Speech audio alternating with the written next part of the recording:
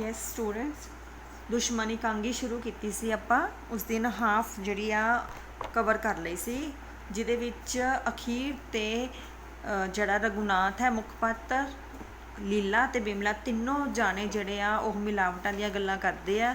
ਔਰ ਅਖੀਰ ਤੇ ਜਿਹੜਾ ਹੈ ਰਘੁਨਾਥ ਜਿਹੜਾ ਅੱਜ ਕੱਲ੍ਹ ਧੋਖਾ ਹੋ ਰਿਹਾ ਹੈ, ਮਿਲਾਵਟਾਂ ਹੋ ਰਹੀਆਂ ਆ, ਉਹਦੇ ਬਾਰੇ ਜ਼ਿਕਰ ਕਰਦਾ ਆ ਕਿ ਕਿਸ ਤਰ੍ਹਾਂ ਜਿਹੜੇ ਦੁਕਾਨਦਾਰ ਆ ਉਹ ਗਾਹਕਾਂ ਨੂੰ ਧੋਖੇ ਦੇ ਨਾਲ ਮਿਲਾਵਟੀ ਚੀਜ਼ਾਂ ਖਵਾਉਂਦੇ ਆ, ਜਿਨ੍ਹਾਂ ਦੇ ਨਾਲ ਉਹਨਾਂ ਦੀ ਸਿਹਤ ਵਿਗੜਦੀ ਆ। ਸੋ ਅੱਜ ਆਪਾਂ 44 ਪੇਜ ਨੰਬਰ ਤੋਂ ਕੰਟੀਨਿਊ ਕਰਨਾ ਅੱਗੇ। ਬਿਮਲਾ ਤੋਂ, ਬਿਮਲਾ ਮੈਂ ਤਾਂ ਸੁਣਿਆ ਲੋਕੀ ਕੱਢਦਾ ਹੁੰਦਾ ਰਿੱਝਦਾ ਹੋਇਆ ਦੁੱਧ, ਕੱਢਦੇ ਦੁੱਧ ਵਿੱਚ ਬਨਸਪਤੀ ਮਿਲਾ ਦਿੰਦੇ ਨੇ ਤੇ ਫਿਰ ਦਹੀਂ ਜਮਾ ਕੇ ਘਿਓ ਕੱਢ ਲੈਂਦੇ ਨੇ। ਸੋ ਇਹਦੇ ਵਿੱਚ ਉਹਨਾਂ ਨੇ ਇਹ ਦੱਸਿਆ ਕਿ ਕਿਸ ਤਰ੍ਹਾਂ ਜਿਹੜਾ ਅੱਜ ਕੱਲ੍ਹ ਨਕਲੀ ਘਿਓ ਬਣਾਇਆ ਜਾਂਦਾ ਆ, ਸ਼ੁੱਧ ਦੇਸੀ ਘਿਓ ਦੀ ਜਗ੍ਹਾ ਕੀ ਕਰਦੇ ਆ ਕਿ ਜਦੋਂ ਦੁੱਧ ਰਿੱਝਦਾ ਹੋਵੇ ਨਾ ਤਾਂ ਉਹਦੇ ਵਿੱਚ ਜਿਹੜਾ ਆ ਬਨਸਪਤੀ ਮਿਲਾ ਦਿੱਤੀ ਜਾਂਦੀ ਆ। ਬਨਸਪਤੀ ਘਿਓ ਜਿਹੜਾ ਡਾਲਡਾ ਘਿਓ ਹੁੰਦਾ ਉਹ ਮਿਲਾ ਦਿੰਦੇ ਆ। ਜਦੋਂ ਉਹ ਜੰਮ ਜਾਂਦਾ ਆ ਤਾਂ ਉਹਨੂੰ ਰਿੜਕ ਕੇ ਨਕਲੀ ਘਿਓ ਬਣਾਇਆ ਜਾਂਦਾ ਆ। ਲੀਲਾ, ਹਾਏ ਹਾਏ ਹਨੇਰ ਪੈ ਜਾਏ ਅੜੀਏ ਵਲਛਲ, ਵਲਛਲ ਹੁੰਦਾ ਧੋਖਾ, ਵਲਛਲ ਤਾਂ ਹੁਣ ਪੋਟੇ ਪੋਟੇ ਤੇ ਹੋ ਗਏ ਨੇ। ਰਘੁਨਾਥ ਜ਼ੋਰ ਨਾਲ ਖੰਘਦਾ, ਵੇਖਿਆ ਫਿਰ ਖੰਘ ਖਸਮਾਂ ਖਾਣੀ ਪਿੱਛਾ ਨਹੀਂ ਛੱਡਦੀ। ਬਿਮਲਾ, ਤੁਸੀਂ ਤਾਂ ਐਵੇਂ ਘਬਰਾ ਗਏ ਹੋ, ਡਾਕਟਰ ਸੱਦ ਕੇ ਟੀਕੇ ਲਵਾ ਲਏ, ਜ਼ਰਾ ਬਿਨਾਂ ਇਹਨਾਂ ਦਾ ਗਲਾ ਮਲ ਦੇਣਾ ਸੀ, ਝੱਟ ਆਰਾਮ ਆ ਜਾਂਦਾ। ਹੁਣ ਜਿਹੜਾ ਤੁਹਾਨੂੰ ਕੁਐਸਚਨ ਆਉਂਦਾ ਹੁੰਦਾ ਆ ਕਿ ਜਿਹੜੀ ਰਘੁਨਾਥ ਦੀ ਸਾਲੀ ਹੈ ਬਿਮਲਾ, ਉਹ ਕਿਹੜੇ ਕਿਹੜੇ ਦੇਸੀ ਓੜ ਪੋੜ ਜਾਂ ਕਿਹੜੇ ਦੇਸੀ ਤਰੀਕੇ ਦੱਸਦੀ ਹੈ ਰਘੁਨਾਥ ਦੇ ਇਲਾਜ ਦੇ। ਸੋ ਇੱਥੋਂ ਤੁਸੀਂ ਸ਼ੁਰੂ ਕਰਨਾ ਆ ਕਿ ਜਿਹੜੀ ਬਿਮਲਾ ਆ ਉਹ ਬਿਲਕੁਲ ਵੀ ਡਾਕਟਰੀ ਇਲਾਜ ਦੇ ਵਿੱਚ ਵਿਸ਼ਵਾਸ ਨਹੀਂ ਕਰਦੀ। ਉਹ ਚਾਹੁੰਦੀ ਹੈ ਕਿ ਜੇਕਰ ਕੋਈ ਵੀ ਖੰਘ ਖੁੰਘ ਹੋ ਜਾਵੇ ਜਾਂ ਮਾੜਾ ਮੋਟਾ ਇੱਦਾਂ ਦਾ ਨੁਕਸ ਹੋਵੇ ਗਲੇ ਦਾ ਤਾਂ ਡਾਕਟਰਾਂ ਨੂੰ ਨਹੀਂ ਸੱਦਣਾ ਚਾਹੀਦਾ, ਡਾਕਟਰਾਂ ਤੋਂ ਟੀਕੇ ਨਹੀਂ ਲਗਵਾਉਣੇ ਚਾਹੀਦੇ। ਸਭ ਤੋਂ ਪਹਿਲਾਂ ਕੀ ਕਰਨਾ ਚਾਹੀਦਾ ਆ ਕਿ ਜੇਕਰ ਕਿਸੇ ਮਰੀਜ਼ ਦੇ ਗਲੇ ਪੈ ਜਾਣ, ਗਲਾ ਪੱਕ ਜਾਵੇ ਤਾਂ ਸਭ ਤੋਂ ਪਹਿਲਾਂ ਉਹਦਾ ਗਲਾ ਜਿਹੜਾ ਆ ਉਹ ਮਲ ਦੇਣਾ ਚਾਹੀਦਾ ਆ, ਜਿਹਦੇ ਨਾਲ ਕਾਫੀ ਜ਼ਿਆਦਾ ਆਰਾਮ ਪੈਂਦਾ ਆ। ਸੋ ਇੱਥੋਂ ਤੁਸੀਂ ਜਿਹੜਾ ਆਨਸਰ ਚੱਕਣਾ ਆ ਔਰ ਇੱਥੋਂ ਜਿਹੜਾ ਫਸਟ ਪੁਆਇੰਟ ਬਣਾਉਣਾ ਸ਼ੁਰੂ ਕਰੋਗੇ। ਰਘੁਨਾਥ, ਲੀਲਾ ਨੂੰ ਗਲਾ ਮਲਣ ਦਾ ਵੱਲ ਤਾਂ ਚੰਗਾ ਆਉਂਦਾ। ਲੀਲਾ, ਰਾਤੀ ਮਲਿਆ ਵੀ ਸੀ ਪਰ ਕੋਈ ਫਰਕ ਨਹੀਂ ਪਿਆ। ਸੋ ਅੱਗੋਂ ਲੀਲਾ ਜਿਹੜੀ ਹੈ, ਜਿਹੜੀ ਰਘੁਨਾਥ ਦੀ ਪਤਨੀ ਹੈ, ਉਹ ਕੀ ਜਵਾਬ ਦਿੰਦੀ ਹੈ ਕਿ ਰਘੁਨਾਥ ਦਾ ਗਲਾ ਤਾਂ ਮਲਿਆ ਸੀ ਪਰ ਉਸ ਗਲੇ ਮਲਣ ਦੇ ਨਾਲ ਬਹੁਤਾ ਜ਼ਿਆਦਾ ਆਰਾਮ ਜਿਹੜਾ ਆ ਉਹ ਰਘੁਨਾਥ ਨੂੰ ਨਹੀਂ ਪਿਆ। ਕਹਿਣ ਤੋਂ ਕੀ ਭਾਵ ਸੀ ਕਿ ਰਘੁਨਾਥ ਨੂੰ ਜ਼ਿਆਦਾ ਤਕਲੀਫ ਸੀ, ਜਿਹਦੇ ਕਰਕੇ ਉਹਨੂੰ ਜ਼ਿਆਦਾ ਫਰਕ ਨਹੀਂ ਪਿਆ। ਬਿਮਲਾ, ਨਹੀਂ ਅੜੀਏ ਐਵੇਂ ਕਰ, ਥੋੜ੍ਹਾ ਜਿਹਾ ਘਿਓ ਲੈ ਕੇ ਇਹਨਾਂ ਦੇ ਡੌਲੇ ਤੇ ਹੱਥਾਂ ਪੈਰਾਂ ਦੀਆਂ ਉਂਗਲੀਆਂ ਦੀਆਂ ਨਾੜਾਂ ਵੀ ਮਲਦੇ, ਇਹਨਾਂ ਨਾੜਾਂ ਦੇ ਮਲਣ ਨਾਲ ਵੀ ਗਲੇ ਨੂੰ ਆਰਾਮ ਪਹੁੰਚਦਾ। ਸੋ ਦੂਸਰਾ ਜਿਹੜਾ ਤਰੀਕਾ ਹੈ, ਬਿਮਲਾ ਕੀ ਦੱਸਦੀ ਹੈ ਕਿ ਗਲਾ ਤਾਂ ਮਲਣਾ ਹੀ ਮਲਣਾ ਹੈ, ਨਾਲ ਦੀ ਨਾਲ ਜਿਹੜਾ ਆ ਉਹਦੇ ਡੌਲੇ, ਮਤਲਬ ਡੌਲੇ ਕੀ ਹੁੰਦੇ ਆ, ਜਿਹੜੀਆਂ ਬਾਹਾਂ ਦਾ ਉੱਪਰਲਾ ਕੂਹਣੀ ਤੋਂ ਉੱਪਰਲਾ ਹਿੱਸਾ ਹੁੰਦਾ ਉਹਨੂੰ ਡੌਲੇ ਕਹਿੰਦੇ ਆ। ਡੌਲੇ ਤੇ ਹੱਥਾਂ ਤੇ ਪੈਰਾਂ ਦੀਆਂ ਉਂਗਲੀਆਂ, ਉਹਨਾਂ ਉਂਗਲੀਆਂ ਦੇ ਵਿਚਕਾਰ ਜਿਹੜੀ ਹੈਗੀ ਹੈ ਨਾ, ਮਾਲਿਸ਼ ਕਰ ਦੇਣੀ ਚਾਹੀਦੀ ਆ ਦੇਸੀ ਘਿਓ ਦੇ ਨਾਲ, ਜਿਹਦੇ ਨਾਲ ਜਦੋਂ ਨਾੜਾਂ ਥੋੜ੍ਹੀਆਂ ਨਰਮ ਪੈ ਜਾਂਦੀਆਂ ਆ, ਗਲੇ ਤੱਕ ਚਿਕਨਾਹਟ ਪਹੁੰਚਦੀ ਆ, ਤਾਂ ਉਹਦੇ ਨਾਲ ਗਲਾ ਜਿਹੜਾ ਹੈ ਨਮ ਹੋ ਜਾਂਦਾ ਹੈ ਤੇ ਖਾਂਸੀ ਨੂੰ ਜਿਹੜੀ ਹੈ ਥੋੜ੍ਹੀ ਰਾਹਤ ਮਿਲ ਜਾਂਦੀ ਹੈ। ਸੋ ਇਹ ਤੁਹਾਡਾ ਦੂਸਰੇ ਨੰਬਰ ਦਾ ਪੁਆਇੰਟ ਹੋ ਗਿਆ। ਲੀਲਾ, ਚੰਗਾ ਮੈਂ ਹੁਣੇ ਮਲ ਦਿੰਦੀ ਹਾਂ। ਬਿਮਲਾ, ਤੇ ਮੈਂ ਕਿਹਾ ਤੁਸੀਂ ਸ਼ਹਿਦ ਵਿੱਚ ਮਲੱਠੀ। ਇਹ ਤੁਹਾਡਾ ਹੋ ਗਿਆ ਤੀਸਰਾ ਪੁਆਇੰਟ ਕਿ ਜਿਹੜੀ ਬਿਮਲਾ ਹੈ ਉਹ ਕਿਹੜੇ ਕਿਹੜੇ ਦੇਸੀ ਤਰੀਕੇ ਦੱਸਦੀ ਹੈ। ਸੋ ਇਸ ਤੋਂ ਬਾਅਦ ਤੁਸੀਂ ਕੀ ਲਿਖਣਾ ਆ ਕਿ ਸ਼ਹਿਦ ਦੇ ਵਿੱਚ ਮਲੱਠੀ, ਮਲੱਠੀ ਜਿਹੜੀ ਹੈ ਉਹ ਚੂਰਨ ਮਿਲ ਜਾਂਦਾ ਮਲੱਠੀ ਦਾ, ਥੋੜ੍ਹਾ ਜਿਹਾ ਕਹਿ ਲਓ ਕਸੈਲਾ, ਥੋੜ੍ਹਾ ਜਿਹਾ ਮਿੱਠਾਪਨ ਹੁੰਦਾ ਆ, ਉਹਨੂੰ ਸ਼ਹਿਦ ਦੇ ਵਿੱਚ ਪਾ ਕੇ ਜੇਕਰ ਚੱਟਿਆ ਜਾਵੇ ਨਾ ਤਾਂ ਉਹਦੇ ਨਾਲ ਬਹੁਤ ਜ਼ਿਆਦਾ ਗਲੇ ਨੂੰ ਆਰਾਮ ਮਿਲਦਾ ਆ। ਸੋ ਬਿਮਲਾ ਕੀ ਕਹਿੰਦੀ ਹੈ ਕਿ ਜਿਹੜਾ ਮਲੱਠੀ ਦਾ ਚੂਰਨ ਹੈ ਨਾ, ਬੂਰਾ ਮਤਲਬ ਚੂਰਨ ਜਿਹੜਾ ਹੈ ਨਾ, ਉਹਨੂੰ ਸ਼ਹਿਦ ਦੇ ਵਿੱਚ ਪਾ ਕੇ ਚੰਗੀ ਤਰ੍ਹਾਂ ਥੋੜ੍ਹਾ ਥੋੜ੍ਹਾ ਕਰਕੇ ਉਹਨੂੰ ਜੀਭ ਦੇ ਉੱਪਰ ਰੱਖ ਕੇ ਜੇ ਉਹਨੂੰ ਚੱਟਿਆ ਜਾਵੇ ਤਾਂ ਉਹਦੇ ਨਾਲ ਵੀ ਜਿਹੜਾ ਹੈ ਗਲੇ ਨੂੰ ਕਾਫੀ ਰਾਹਤ ਮਿਲਦੀ ਹੈ। ਘਰ ਦੇ ਓਹੜ ਪੋਹੜ, ਘਰ ਦੇ ਓਹੜ ਪੋਹੜ ਮਤਲਬ ਘਰ ਦੇ ਦੇਸੀ ਤਰੀਕੇ ਕਈ ਵਾਰੀ ਕਰਾਮਾਤ ਵਿਖਾ ਜਾਂਦੇ ਨੇ, ਥੋੜ੍ਹਾ ਖਰਚ ਤੇ ਬਹੁਤਾ ਫਾਇਦਾ। ਮਤਲਬ ਇਹ ਤਰੀਕੇ ਜਿਹੜੇ ਆ ਇਹਨਾਂ 'ਤੇ ਬਹੁਤਾ ਖਰਚਾ ਨਹੀਂ ਹੁੰਦਾ, ਕਿਉਂਕਿ ਅੱਜ ਕੱਲ੍ਹ ਜਿਹੜੇ ਡਾਕਟਰ ਆ ਭਾਰੀਆਂ ਫੀਸਾਂ ਲੈਂਦੇ, ਦਵਾਈਆਂ ਵੀ ਬਹੁਤ ਮਹਿੰਗੀਆਂ। ਪਰ ਜਿਹੜੇ ਦੇਸੀ ਤਰੀਕੇ ਆ ਇਹ ਜ਼ਿਆਦਾ ਫਾਇਦਾ ਪਹੁੰਚਾਉਂਦੇ ਆ, ਪਰ ਇਹਨਾਂ 'ਤੇ ਖਰਚਾ ਜਿਹੜਾ ਆ ਬਹੁਤਾ ਨਹੀਂ ਹੁੰਦਾ। ਰਘੁਨਾਥ, ਤੇ ਸ਼ਹਿਦ ਕਿੱਥੋਂ ਖਾਲਸ ਮਿਲ ਚੱਲਿਆ ਆ। ਪਰ ਜਿਹੜਾ ਰਘੁਨਾਥ ਹੈ ਉਹ ਇਸ ਚੀਜ਼ ਦਾ ਇਤਰਾਜ਼ ਕਰਦਾ ਆ ਕਿ ਜਿਹੜਾ ਅੱਜ ਕੱਲ੍ਹ ਬਾਜ਼ਾਰ ਦੇ ਵਿੱਚੋਂ ਸ਼ਹਿਦ ਮਿਲਦਾ ਆ ਉਹ ਵੀ ਸ਼ੁੱਧ ਸ਼ਹਿਦ ਨਹੀਂ ਮਿਲਦਾ। ਆਮ ਕਰਕੇ ਜਿਹੜਾ ਸ਼ਹਿਦ ਹੈ ਉਹ ਛੱਤੇ ਦੇ ਵਿੱਚੋਂ ਕੱਢਿਆ ਜਾਂਦਾ ਪਰ ਅੱਜ ਕੱਲ੍ਹ ਜਿਹੜਾ ਸ਼ਹਿਦ ਆ ਉਹ ਵੀ ਨਕਲੀ ਬਣਾਇਆ ਜਾਂਦਾ ਆ। ਇਸ ਕਰਕੇ ਜਿਹੜੀ ਆ ਹਰ ਚੀਜ਼ ਵਿੱਚ ਮਿਲਾਵਟ ਆ, ਸ਼ੁੱਧ ਚੀਜ਼ ਤਾਂ ਮਿਲਦੀ ਹੀ ਨਹੀਂ ਹੈ। ਜਿਸ ਤਰ੍ਹਾਂ ਉਹ ਦੱਸਦਾ ਆ, ਉਸ ਦਿਨ ਮੈਂ ਸ਼ਹਿਦ ਲਿਆਂਦਾ ਤਾਂ ਵਿੱਚੋਂ ਸੇਬ ਦੇ ਮੁਰੱਬੇ ਦੀਆਂ ਗਿਟਕਾਂ ਨਿਕਲੀਆਂ। ਸੋ ਕਹਿਣ ਤੋਂ ਕੀ ਭਾਵ ਹੈ ਕਿ ਜਿਹੜਾ ਸੇਬਾਂ ਦਾ ਹੁੰਦਾ ਆ ਸੀਰਾ ਜਿਹਾ ਹੁੰਦਾ ਆ, ਜਿਹੜਾ ਉਹਦਾ ਵਿੱਚ ਗੁੱਦਾ ਹੁੰਦਾ ਆ, ਉਹਨੂੰ ਚੰਗੀ ਤਰ੍ਹਾਂ ਕਾੜ ਲੈਂਦੇ ਆ। ਕਾੜ ਕੇ ਉਹਦੇ ਵਿੱਚ ਜਿਹੜੀ ਹੈ ਖੰਡ ਮਿਲਾ ਕੇ ਚੰਗੀ ਤਰ੍ਹਾਂ ਉਹਨੂੰ ਰਿੰਨ ਲੈਂਦੇ ਆ। ਕੀ ਕਰਦੇ ਆ, ਉਹਦੇ ਨਾਲ ਉਹ ਨਕਲੀ ਸ਼ਹਿਦ ਜਿਹੜਾ ਆ ਉਹ ਬਣਾ ਲੈਂਦੇ ਆ। ਪਰ ਇਸ ਚੀਜ਼ ਦਾ ਪਤਾ ਕਦੋਂ ਲੱਗਦਾ ਆ, ਜਦੋਂ ਇਹ ਚੀਜ਼ ਬੋਤਲ ਦੇ ਵਿੱਚ ਪਾਈ ਜਾਂਦੀ ਹੈ ਤਾਂ ਖੰਡ ਜਿਹੜੀ ਹੁੰਦੀ ਆ ਉਹ ਥੱਲੇ ਬਹਿ ਜਾਂਦੀ ਹੈ, ਜੰਮ ਜਾਂਦੀ ਹੈ, ਜਦਕਿ ਅਸਲੀ ਸ਼ਹਿਦ ਦੇ ਵਿੱਚ ਕਦੇ ਵੀ ਇਸ ਤਰ੍ਹਾਂ ਖੰਡ ਜਿਹੜੀ ਆ ਉਹ ਜੰਮਦੀ ਨਹੀਂ ਹੈ। ਔਰ ਦੂਸਰਾ ਸਬੂਤ ਉਹਨਾਂ ਨੇ ਕੀ ਦੱਸਿਆ ਆ ਕਿ ਜਿਹੜਾ ਉਹਨਾਂ ਨੇ ਸ਼ਹਿਦ ਲਿਆਂਦਾ ਉਹਦੇ ਵਿੱਚੋਂ ਸੇਬ ਦੇ ਮੁਰੱਬੇ ਦੀਆਂ ਗਿਟਕਾਂ ਨਿਕਲੀਆਂ। ਕਹਿਣ ਤੋਂ ਕੀ ਭਾਵ ਹੈ ਕਿ ਉਹ ਜਿਹੜਾ ਸ਼ਹਿਦ ਸੀ ਉਹ ਸੇਬਾਂ ਤੋਂ ਤਿਆਰ ਕੀਤਾ ਗਿਆ ਸੀ। ਹੁਣ ਮੁਰੱਬੇ ਦਾ ਸੀਰਾ ਹੋਣਾ ਹੈ ਨਾ, ਹੋਰ ਕੀ ਹੋਣਾ ਹੈ ਲੀਲਾ, ਹੋਰ ਕੀ ਹੋਣਾ ਹੈ ਬਿਮਲਾ, ਕਰੀਏ ਕੀ, ਹਰ ਚੀਜ਼ ਵਿੱਚ ਮਿਲਾਵਟ ਹੈ, ਸਭ ਧੋਖਾ ਹੀ ਧੋਖਾ ਹੈ। ਲੂਣ ਵਿੱਚ ਹੁਣ ਇਹ ਜਿਹੜੀਆਂ ਆ ਕੀ ਅੱਜ ਕੱਲ੍ਹ ਦੁਕਾਨਦਾਰ ਮਿਲਾਵਟਾਂ ਕਰਦੇ ਨੇ, ਉਹ ਚੀਜ਼ ਦਾ ਆਨਸਰ ਬਣ ਜਾਣਾ ਹੈ। ਸਭ ਤੋਂ ਪਹਿਲੀ ਮਿਲਾਵਟ ਉਹਨਾਂ ਨੇ ਸ਼ਹਿਦ ਦੇ ਵਿੱਚ ਦੱਸੀ ਹੈ ਕਿ ਸ਼ਹਿਦ ਜਿਹੜਾ ਹੈ ਉਹ ਵੀ ਅੱਜ ਕੱਲ੍ਹ ਸ਼ੁੱਧ ਨਹੀਂ ਹੈ, ਨਕਲੀ ਹੈ। ਸੇਬਾਂ ਤੋਂ ਜਿਹੜਾ ਹੈ ਉਹ ਨਕਲੀ ਸ਼ਹਿਦ ਤਿਆਰ ਕੀਤਾ ਜਾਂਦਾ। ਦੂਸਰਾ ਜਿਹੜੀ ਤੁਸੀਂ ਦੱਸਣੀ ਹੈ ਕਿ ਲੂਣ ਦੇ ਵਿੱਚ ਦੁੱਧ ਪੱਥਰੀ ਕੇ ਜਿਹੜਾ ਚਿੱਟਾ ਪੱਥਰ ਹੁੰਦਾ ਹੈ ਉਹਨੂੰ ਪੀਸ ਕੇ ਨਮਕ ਦੇ ਵਿੱਚ ਮਿਲਾ ਦਿੱਤਾ ਜਾਂਦਾ ਆ। ਜਿਹੜੀ ਹਲਦੀ ਹੈ ਉਹਦੇ ਵਿੱਚ ਗਾਚਨੀ ਮਿੱਟੀ, ਅਗਲੇ ਜਿਹੜਾ ਨਾ ਪੁਰਾਣੇ ਸਮੇਂ ਦੇ ਵਿੱਚ ਜਿਹੜੀ ਗਾਚਨੀ ਹੈ ਨਾ ਉਹਦੇ ਨਾਲ ਫੱਟੀ ਜਿਹੜੀ ਆ ਪੋਤੀ ਜਾਂਦੀ ਸੀ, ਜਿੱਤੇ ਬੱਚੇ ਲਿਖਦੇ ਸੀ, ਪੀਲੇ ਰੰਗ ਦੀ ਹੁੰਦੀ ਹੈ। ਸੋ ਅੱਜ ਕੱਲ੍ਹ ਕੀ ਕੀਤਾ ਜਾਂਦਾ ਆ, ਉਸੇ ਗਾਚਨੀ ਨੂੰ ਚੰਗੀ ਤਰ੍ਹਾਂ ਪੀਸ ਕੇ ਹਲਦੀ ਦੇ ਵਿੱਚ ਮਿਲਾ ਦਿੱਤਾ ਜਾਂਦਾ ਹੈ, ਜਿਸ ਨਾਲ ਪਤਾ ਹੀ ਨਹੀਂ ਲੱਗਦਾ ਕਿ ਹਲਦੀ ਪਾਊਡਰ ਹੈ ਜਾਂ ਇਹ ਗਾਚਨੀ ਹੈ। ਉਸ ਦਿਨ ਮੈਂ ਬਾਜ਼ਾਰੋਂ ਕੌੜਾ ਤੇਲ ਲਿਆਂਦਾ ਤਾਂ ਵਿੱਚੋਂ ਅਲਸੀ ਦੀ ਬੋ ਪਈ ਆਵੇ। ਸੋ ਜਿਹੜਾ ਅਸੀਂ ਕਹਿ ਲਓ ਕਿ ਅੱਜ ਕੱਲ੍ਹ ਬਾਜ਼ਾਰ ਤੋਂ ਸਰੋਂ ਦਾ ਤੇਲ ਖਰੀਦਦੇ ਆ ਨਾ, ਉਹ ਵੀ ਮਿਲਾਵਟ ਵਾਲਾ ਆ। ਉਹਦੇ ਵਿੱਚ ਵੀ ਕੀ ਕਰਦੇ ਆ, ਜਿਹੜੀ ਅਲਸੀ ਹੈ ਉਹ ਪੀਸ ਕੇ ਉਹਦਾ ਤੇਲ ਕੱਢ ਕੇ ਮਿਲਾ ਦਿੰਦੇ ਆ। ਸੋ ਕਹਿਣ ਤੋਂ ਕੀ ਭਾਵ ਹੈ ਕਿ ਕੋਈ ਵੀ ਚੀਜ਼ ਜਿਹੜੀ ਹੈ ਉਹ ਸ਼ੁੱਧ ਨਹੀਂ ਮਿਲਦੀ। ਰਘੁਨਾਥ, ਹੁਣ ਮੈਂ ਰੋਜ਼ ਆਪਣੇ ਸਾਹਮਣੇ ਦੁੱਧ ਚੁਆ ਕੇ ਲਿਆਉਣਾ ਹਾਂ। ਹੁਣ ਜਿਹੜੀ ਦੁੱਧ ਦੇ ਵਿੱਚ ਮਿਲਾਵਟ ਹੋ ਰਹੀ ਹੈ ਉਹਦੇ ਬਾਰੇ ਦੱਸਿਆ ਆ ਕਿ ਲੂਣ ਦੇ ਵਿੱਚ ਮਿਲਾਵਟ, ਹਲਦੀ ਦੇ ਵਿੱਚ ਮਿਲਾਵਟ, ਤੇਲ ਦੇ ਵਿੱਚ ਮਿਲਾਵਟ, ਤੇ ਅਖੀਰ ਜਿਹੜਾ ਅਸੀਂ ਦੁੱਧ ਲਿਆਉਂਦੇ ਹਾਂ ਨਾ ਉਹ ਵੀ ਸਾਨੂੰ ਪਿਓਰ ਦੁੱਧ ਨਹੀਂ ਮਿਲਦਾ, ਉਹਦੇ ਵਿੱਚ ਵੀ ਪਾਣੀ ਮਿਲਾ ਕੇ ਦਿੱਤਾ ਜਾਂਦਾ ਹੈ। ਕਰਦੇ ਕੀ ਹੈ, ਧਿਆਨ ਇੱਧਰ ਉੱਧਰ ਹੋਇਆ ਨਹੀਂ ਤੇ ਵਿੱਚ ਪਾਣੀ ਪਾਇਆ ਨਹੀਂ। ਉਹ ਕਰਦੇ ਕੀ ਹੈ ਕਿ ਜਿਸ ਬਾਲਟੀ ਦੇ ਵਿੱਚ ਉਹ ਧਾਰ ਚੋਂਦੇ ਆ, ਉਹ ਕੀ ਕਰਦੇ ਆ, ਉਹਦੇ ਵਿੱਚ ਪਾਣੀ ਪਾ ਲੈਂਦੇ ਆ। ਫਿਰ ਉਸ ਨੂੰ ਇੱਕ ਦਿਨ ਕੀ ਕੀਤਾ, ਵਲਟੋਹੀ ਵਿੱਚ, ਵਲਟੋਹੀ ਮਤਲਬ ਬਾਲਟੀ, ਵਲਟੋਹੀ ਵਿੱਚ ਪਾਣੀ ਪਾ ਕੇ ਉਸ ਨੂੰ ਖੂਬ ਘੁਮਾਇਆ। ਵਲਟੋਹੀ ਜਲਦੀ ਨਾਲ ਉਲਟਾ ਕੇ ਦਿਖਾ ਦਿੱਤੀ, ਪਾਣੀ ਤਾਂ ਸਾਰਾ ਪਾਸ ਘੁੰਮਦਾ ਰਿਹਾ, ਭਲਾ ਬਾਹਰ ਕਿੱਥੋਂ ਡਿੱਗਣਾ ਸੀ। ਬਸ ਜੀ ਮੱਝ ਹੇਠ ਦੁੱਧ ਚੋਣ ਬਹਿ ਗਿਆ, ਮੈਂ ਸਿਰੋਂ ਫੜ ਲਿਆ। ਸੋ ਉਹਨੇ ਕੀਤਾ ਕਿ ਆਮ ਕਰਕੇ ਜਦੋਂ ਅਸੀਂ ਦੁੱਧ ਚੁਆ ਕੇ ਲਿਆਉਂਦੇ ਹਾਂ ਤਾਂ ਉਹ ਕੀ ਕਰਦੇ ਆ, ਬਾਲਟੀ ਨੂੰ ਧੋਣ ਦੇ ਲਈ ਵਿੱਚ ਪਾਣੀ ਪਾਉਂਦੇ ਆ ਤਾਂ ਜ਼ੋਰ ਦੀ ਘੁਮਾਉਂਦੇ ਆ ਕਿ ਮੈਂ ਬਾਲਟੀ ਧੋ ਰਿਹਾ ਆ, ਪਰ ਉਹ ਪਾਣੀ ਜਿਹੜਾ ਆ ਕਦੇ ਵੀ ਬਾਹਰ ਡਿੱਗਦਾ ਨਹੀਂ, ਪਾਸਿਆਂ ਦੇ ਉੱਪਰ ਲੱਗ ਜਾਂਦਾ ਆ। ਤਾਂ ਉਹੀ ਬਾਲਟੀ ਜਿਹੜੀ ਆ ਜਦੋਂ ਉਹ ਚੁਆਈ ਲਈ ਰੱਖਦੇ ਆ ਤਾਂ ਉਹਦੇ ਵਿੱਚ ਦੁੱਧ ਵਿੱਚ ਅੱਧਾ ਪਾਣੀ ਤੇ ਅੱਧਾ ਦੁੱਧ ਜਿਹੜਾ ਆ ਉਹ ਮਿਕਸ ਹੋ ਜਾਂਦਾ ਹੈ। ਸੋ ਕਹਿਣ ਤੋਂ ਕੀ ਭਾਵ ਹੈ ਕਿ ਦੁੱਧ ਦੇ ਵਿੱਚ ਵੀ ਜਿਹੜੀ ਹੈ ਉਹ ਪਾਣੀ ਦੀ ਮਿਲਾਵਟ ਕੀਤੀ ਜਾਂਦੀ ਹੈ। ਬਿਮਲਾ ਹੈ ਬੜਾ ਚਲਾਕ ਨਿਕਲਿਆ ਲੀਲਾ।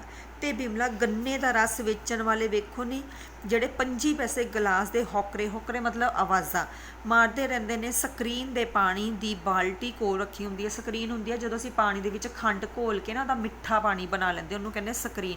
ਆਮ ਕਰਕੇ ਜਿਹੜੇ ਲੋਕੀ ਸ਼ਿਕੰਜਵੀ ਵੇਚਦੇ ਨਾ, ਉਹਨਾਂ ਨੇ ਵੀ ਪਾਣੀ ਵਿੱਚ ਖੰਡ ਘੋਲ ਕੇ ਰੱਖੀ ਹੁੰਦੀ ਆ, ਫਟਾਫਟ ਉਹਦੀ ਜਿਹੜੀ ਸ਼ਿਕੰਜਵੀ ਬਣਾ ਕੇ ਦਿੰਦੇ ਆ। ਇਹ ਕੰਮ ਜਿਹੜੇ ਆ ਉਹ ਗੰਨੇ ਦਾ ਰਸ ਕੱਢਣ ਵਾਲੇ ਕਰਦੇ ਆ। ਉਹ ਕਰਦੇ ਕੀ ਆ ਕਿ ਇੱਕੋ ਹੀ ਗੰਨਾ ਜਿਹੜਾ ਬਾਰ-ਬਾਰ ਨਪੀੜਦੇ ਰਹਿੰਦੇ ਆ, ਔਰ ਕੋਲ ਉਹਨਾਂ ਨੇ ਜਿਹੜੀ ਹੈ ਉਹ ਮਿੱਠਾ ਪਾਣੀ ਬਣਾ ਕੇ ਰੱਖਿਆ ਹੁੰਦਾ ਆ। ਉਹਨੂੰ ਉਸ ਜਿਹੜਾ ਗੰਨੇ ਦਾ ਰਸ ਉਹ 'ਚ ਮਿਕਸ ਕਰਕੇ ਫਟਾਫਟ ਜਿਹੜਾ ਆ ਤੁਹਾਨੂੰ ਦਿੰਦੇ ਰਹਿੰਦੇ ਆ, ਜਿਹਦੇ ਵਿੱਚ ਅੱਧਾ ਗੰਨੇ ਦਾ ਰਸ ਤੇ ਅੱਧੀ ਜਿਹੜੀ ਹੈ ਸਕਰੀਨ ਘੋਲੀ ਹੁੰਦੀ ਹੈ।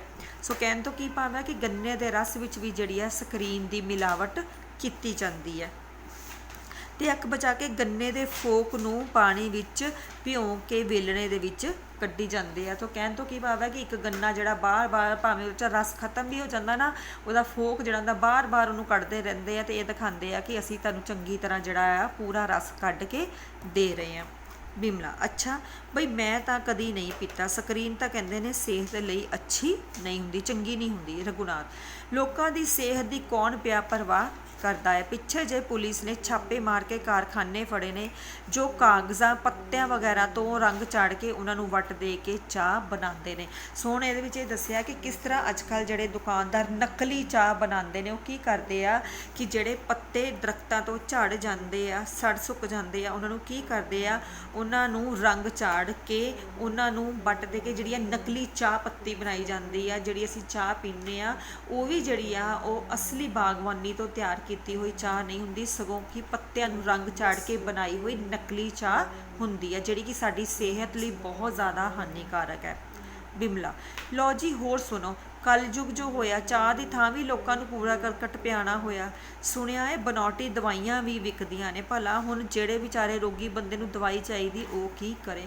ਸੋ ਕਹਿਣ ਤੋਂ ਕੀ ਭਾਵ ਹੈ ਕਿ ਕੋਈ ਚੀਜ਼ ਅਜਿਹੀ ਨਹੀਂ ਜਿਹਦੇ ਵਿੱਚ ਮਿਲਾਵਟ ਨਾ ਹੋਵੇ। ਲੂਣ ਦੇ ਵਿੱਚ ਵੀ, ਹਲਦੀ ਦੇ ਵਿੱਚ ਵੀ ਮਿਲਾਵਟ, ਦੁੱਧ ਦੇ ਵਿੱਚ ਮਿਲਾਵਟ, ਤੇਲ ਦੇ ਵਿੱਚ ਮਿਲਾਵਟ, ਗੰਨੇ ਦੇ ਰਸ ਵਿੱਚ ਮਿਲਾਵਟ ਔਰ ਚਾਹ ਪੱਤੀ ਵਿੱਚ ਮਿਲਾਵਟ ਔਰ ਅਖੀਰ ਜਿਹੜਾ ਇਹ ਕਹਿ ਲਓ ਕਿ ਮਰੀਜ਼ਾਂ ਨੂੰ ਦਵਾਈਆਂ ਦਿੱਤੀਆਂ ਜਾਂਦੀਆਂ ਆ ਉਹਨਾਂ ਦੇ ਵਿੱਚ ਵੀ ਮਿਲਾਵਟਾਂ ਕੀਤੀਆਂ ਜਾਂਦੀਆਂ ਨੇ। ਲੀਲਾ। ਤੇ ਉਹ ਨੀਮ ਹਕੀਮ ਦੀ ਗੱਲ ਨਹੀਂ ਸੁਣੀ ਜਿਹੜਾ ਮਾਂ ਵਾਲਾ ਮਮੀਰੇ ਦਾ ਸੁਰਮਾ ਵੇਚਦਾ ਸੀ। ਮਮੀਰਾ ਜਿਹੜਾ ਆ ਉਹ ਪੌਦਾ ਆ ਜਿਸ ਤੋਂ ਸੁਰਮਾ ਤਿਆਰ ਕੀਤਾ ਜਾਂਦਾ ਅੱਖਾਂ 'ਚ ਪਾਉਣ ਲਈ। ਮੇਰੀ ਸਹੇਲੀ ਦੀਆਂ ਅੱਖਾਂ ਦੀ ਜੋਤ ਹੀ ਜਾਂਦੀ ਰਹੀ। ਸੋ ਕਹਿਣ ਤੋਂ ਕੀ ਭਾਵ ਹੈ ਕਿ ਅਜਿਹਾ ਸੁਰਮਾ ਜਿਹੜਾ ਸੀ ਉਹ ਕੋਈ ਮਿਲਾਵਟ ਵਾਲਾ ਸੁਰਮਾ ਸੀ ਜਿਹਦੇ ਨਾਲ ਅੱਖਾਂ ਦੀ ਰੌਸ਼ਨੀ ਹੀ ਚਲੇ ਗਈ। ਸੁਰਮਾ ਕਾਹਦਾ ਹੋਣਾ ਹੈ, ਮਿੱਟੀ ਹੀ ਹੋਵੇਗੀ। ਬਿਮਲਾ।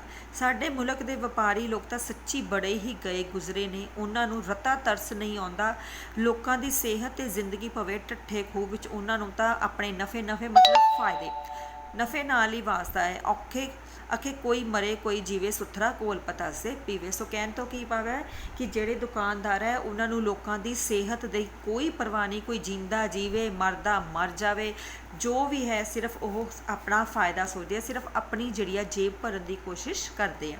ਲੀਲਾ। ਉਹ ਤਾਂ ਦੇਸ਼ ਦੇ ਦੁਸ਼ਮਣ ਹੋਏ ਕਿ ਰਘੂਨਾਥ। ਦੁਸ਼ਮਣ ਵਰਗੇ ਦੁਸ਼ਮਣ ਜਿਹੜੇ ਖੁਰਾਕ ਵਿੱਚ ਮਿਲਾਵਟਾਂ ਕਰਕੇ ਲੋਕਾਂ ਦੀਆਂ ਜਾਨਾਂ ਖਤਰੇ ਵਿੱਚ ਪਾ ਦੇਣ, ਉਹਨਾਂ ਤੋਂ ਵੱਧ ਕੇ ਹੋਰ ਦੁਸ਼ਮਣ ਹੋ ਸਕਦਾ ਹੈ। ਸੋ ਕੌਣ ਦੁਸ਼ਮਣ ਹੋ ਸਕਦਾ ਹੈ? ਇੰਪੋਰਟੈਂਟ ਲਾਈਨਸ ਹੈ ਜਿਹਦੇ ਵਿੱਚ ਅਖੀਰ ਜਿਹੜੀ ਹੈ ਤੁਹਾਡੀ ਅੱਜ ਕੱਲ੍ਹ ਦੀ ਸੱਚਾਈ ਬਿਆਨ ਕੀਤੀ ਹੈ ਕਿ ਇਹ ਜਿਹੜੇ ਦੁਕਾਨਦਾਰ ਹੈ ਉਹ ਅਸਲ ਮਾਇਨੇ ਦੇ ਵਿੱਚ ਦੁਸ਼ਮਣ ਨੇ, ਜਿਹੜੇ ਕਿ ਤੁਹਾਡੀਆਂ ਖਾਣ ਵਾਲੀਆਂ ਚੀਜ਼ਾਂ ਦੇ ਵਿੱਚ ਮਿਲਾਵਟ ਕਰਕੇ ਵੇਚਦੇ ਆ ਔਰ ਇਹਦੇ ਵਿੱਚ ਉਹ ਕਿਸੇ ਦੀ ਜਿਹੜੀ ਹੈ ਜਾਨ ਬਾਰੇ ਨਹੀਂ ਸੋਚਦੇ, ਲੋਕਾਂ ਦੀ ਜਾਨ ਨੂੰ ਖਤਰੇ ਦੇ ਵਿੱਚ ਪਾਉਂਦੇ ਆ। ਕਹਿੰਦੇ ਆ ਕਿ ਆਮ ਕਰਕੇ ਜਿਹੜਾ ਦੁਸ਼ਮਣ ਹੈ ਨਾ ਉਹ ਕੋਈ ਨਾ ਕੋਈ ਤੁਹਾਡੇ ਵਿਰੁੱਧ ਸਾਜ਼ਿਸ਼ ਰਚਦਾ ਰਹਿੰਦਾ ਆ।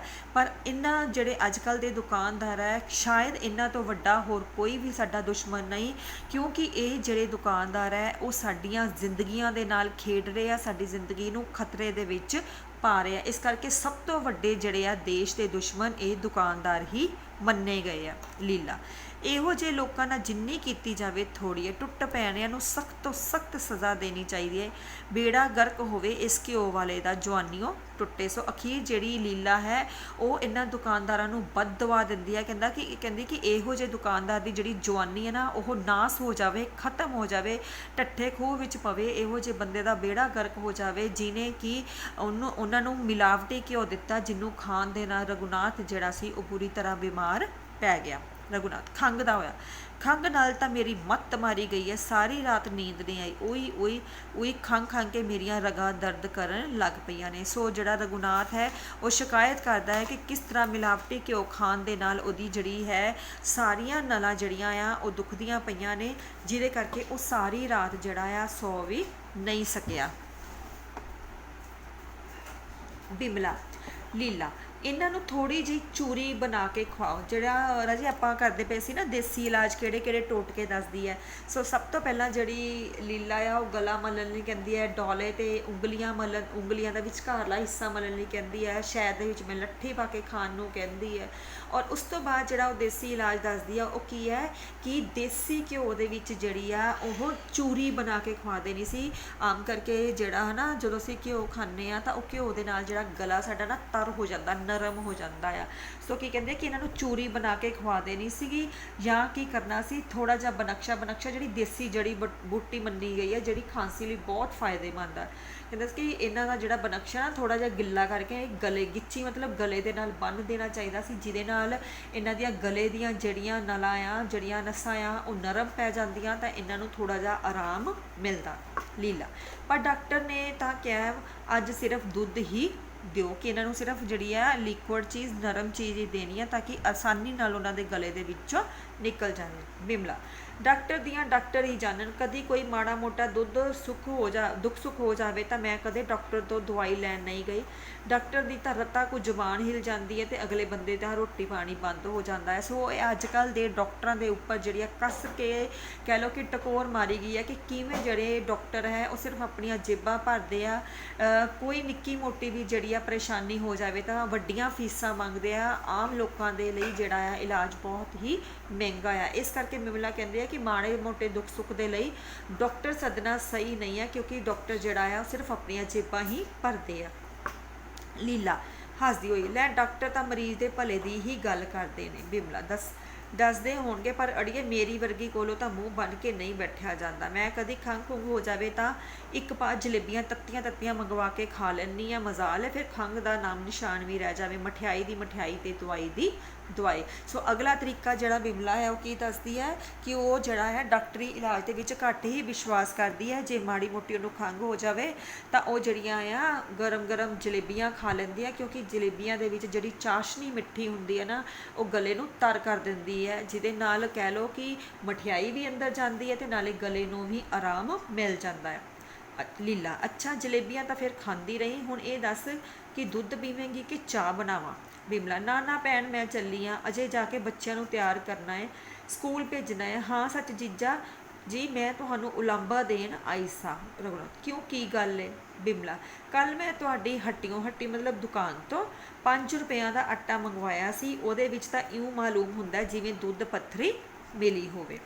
ਰਘੁਨਾਥ ਕੌਣ ਲੈਣ ਗਿਆ ਸੀ। ਬਿਮਲਾ ਸਾਡਾ ਨੌਕਰ ਏ ਰਾਮੂ, ਉਹ ਹੀ ਗਿਆ ਸੀ। ਰਘੁਨਾਥ ਤੇ ਉਸ ਬੇਵਕੂਫ ਦੇ ਬੱਚੇ ਨੇ ਕਿਹਾ ਨਹੀਂ ਕਿ ਆਟਾ ਤੁਹਾਡੇ ਘਰ ਜਾਣਾ, ਨਹੀਂ ਤਾਂ ਹੋਰ ਵਧੀਆ ਦੇ ਦਿੰਦਾ, ਤੁਹਾਨੂੰ ਮਾੜੀ ਚੀਜ਼ ਥੋੜ੍ਹੀ ਦੇਣੀ ਹੋਈ। ਬਿਮਲਾ ਉਹਦੀ ਰੋਟੀ ਪਕਾਉ ਤਾਂ ਕਾਲੀ ਚੁਆਤੀ ਜਿਹੀ ਬਣਦੀ ਹੈ, ਜਿਵੇਂ ਮਿੱਟੀ ਦੀਆਂ ਟਿੱਕੀਆਂ ਹੋਣ।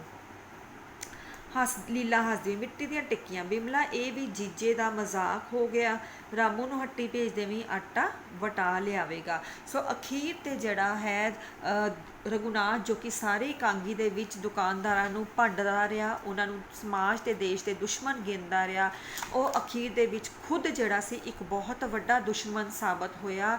ਔਰ ਉਹਦੀ ਅਸਲੀਅਤ ਉਹਦੀ ਖੁਦ ਦੀ ਸਾਲੀ ਜਿਹੜੀ ਹੈ ਖੋਲ੍ਹਦੀ ਹੈ, ਜਦੋਂ ਦੱਸਦੀ ਹੈ ਕਿ ਜਿਹੜਾ ਉਹਨਾਂ ਦੀ ਦੁਕਾਨ ਤੋਂ ਆਟਾ ਲਿਆਂਦਾ ਸੀ ਉਹ ਇੰਨਾ ਕੁ ਮਾੜਾ ਸੀ, ਇਸ ਤਰ੍ਹਾਂ ਲੱਗਦਾ ਸੀ ਜਿਵੇਂ ਉਹਦੇ ਵਿੱਚ ਦੁੱਧ ਪੱਥਰੀ ਮਿਲੀ ਹੋਵੇ, ਔਰ ਉਹਦੀਆਂ ਰੋਟੀਆਂ ਬਿਲਕੁਲ ਸਵਾਹ ਵਰਗੀਆਂ ਕਾਲੀਆਂ ਬਣਦੀਆਂ ਸੀ। ਪਰ ਜਿਹੜਾ ਰਘੁਨਾਥ ਹੈ ਉਹ ਆਪਣੀ ਗਲਤੀ ਮੰਨਣ ਨੂੰ ਤਿਆਰ ਨਹੀਂ। ਉਹ ਜਿਹੜਾ ਹੈ ਕੀ ਕਹਿ ਕੇ ਗੱਲ ਟਾਲ ਦਿੰਦਾ ਹੈ ਕਿ ਨੌਕਰ ਨੇ ਦੱਸਿਆ ਹੀ ਨਹੀਂ ਹੈ ਕਿ ਆਟਾ ਜਿਹੜਾ ਹੈ ਉਹਨਾਂ ਦੇ ਆਪਣੇ ਹੀ ਰਿਸ਼ਤੇਦਾਰਾਂ ਦੇ ਘਰ ਜਾਣਾ ਹੈ। ਕਹਿਣ ਤੋਂ ਕੀ ਭਾਵ ਹੈ ਕਿ ਜੇਕਰ ਉਹਨਾਂ ਨੇ ਆਟਾ ਆਪ ਵਰਤਣਾ ਹੈ ਜਾਂ ਕਿਸੇ ਆਪਣੇ ਦੇ ਘਰ ਜਾਣਾ ਹੈ ਤਾਂ ਚੀਜ਼ ਜਿਹੜੀ ਆ ਉਹ ਵਧੀਆ ਦਿੰਦੇ ਆ, ਪਰ ਜੇ ਆਮ ਗਾਹਕ ਨੇ ਖਰੀਦਣੀ ਹੋਵੇ ਤਾਂ ਚੀਜ਼ ਜਿਹੜੀ ਹੈ ਉਹ ਮਿਲਾਵਟ ਵਾਲੀ ਵੇਚੀ ਜਾਂਦੀ ਹੈ। ਔਰ ਲੀਲਾ ਅਖੀਰ ਤੇ ਜਿਹੜਾ ਹੈ ਇਹ ਕਹਿ ਕੇ ਪੱਲਾ ਝਾੜ ਦਿੰਦੀ ਹੈ ਕਿ ਕੋਈ ਨਹੀਂ ਆਟਾ ਤੂੰ ਜਿਹੜਾ ਹੈ ਉਹ ਵਟਾ ਲਈ।